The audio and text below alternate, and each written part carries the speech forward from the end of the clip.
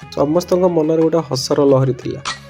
ମାଲିକ ଜୟ ଜଗନ୍ନାଥ, ପୁଣି ଏକ ନୂଆ ଭିଡ଼ିଓକୁ ଆପଣମାନଙ୍କୁ ସ୍ୱାଗତ। ଯେହେତୁ ମୋ ଗାଁର ବାର୍ଷିକ ଉତ୍ସବ ଥିଲା, ସବୁ ବର୍ଷ ମାଘ ଏକାଦଶୀରେ ଆମ ଗାଁରେ ବାର୍ଷିକ ଉତ୍ସବ ପାଳନ ହୁଏ। ସେଥିପାଇଁ ସମସ୍ତଙ୍କ ମୁହଁରେ ଗୋଟିଏ ପ୍ରକାର ଖୁସି ଦେଖାଯାଉଥିଲା। ସେଥିପାଇଁ ଆମେ ସମସ୍ତେ ପହଞ୍ଚି ଯାଇଥିଲୁ ଆମ ଗାଁର ଥିବା ଶ୍ରୀ ଶ୍ରୀ ତ୍ରିନାଥ ଦେବଙ୍କ ମନ୍ଦିର ସମ୍ମୁଖରେ। ଛୋଟରୁ ଆରମ୍ଭ କରି ବଡ଼ ପର୍ଯ୍ୟନ୍ତ ସମସ୍ତେ ଗୋଟିଏ ପ୍ରକାର ଖୁସି ଅନୁଭବ କରୁଥିଲେ। ସମୟ ହୋଇଥିଲା ଠାକୁରଙ୍କୁ ନେଇ ଗାଁ ବୁଲି କୀର୍ତ୍ତନ ମଣ୍ଡଳୀ ସହ ଛୋଟରୁ ଆରମ୍ଭ କରି ବଡ଼ ପର୍ଯ୍ୟନ୍ତ ସେଠାରେ ସମସ୍ତେ ଉପସ୍ଥିତ ହୋଇଯାଇଥିଲେ। ଯେହେତୁ ଗାଁର ଗୋଟିଏ ପରମ୍ପରା ଅଛି, ସେ ଦିନ ଆମ ଗାଁରେ ପାଇକ ଖେଳ ମଧ୍ୟ କରାଯାଏ। ସଂକୀର୍ତ୍ତନ ଆଉ ପାଇକ ଖେଳ ସହ ସେଠାରେ ତଗା ମଧ୍ୟ ଟେକାଯାଏ। ଟେକି ସାରିବା ପରେ ଗାଁ ବୁଲା କାର୍ଯ୍ୟ ଆରମ୍ଭ ହୁଏ। ଛୋଟରୁ ଆରମ୍ଭ କରି ବଡ଼ ପର୍ଯ୍ୟନ୍ତ ସମସ୍ତେ ସେ ଯାତ୍ରାରେ ଉପସ୍ଥିତ ରହି କାର୍ଯ୍ୟଟିକୁ ସମ୍ପାଦନ କରନ୍ତି। ଓ ଏଠି ଶିଖୁ ମଧ୍ୟ ଥିଲା, କିନ୍ତୁ ସେ ଟିକେ ଲାଜ କରୁଥିଲା।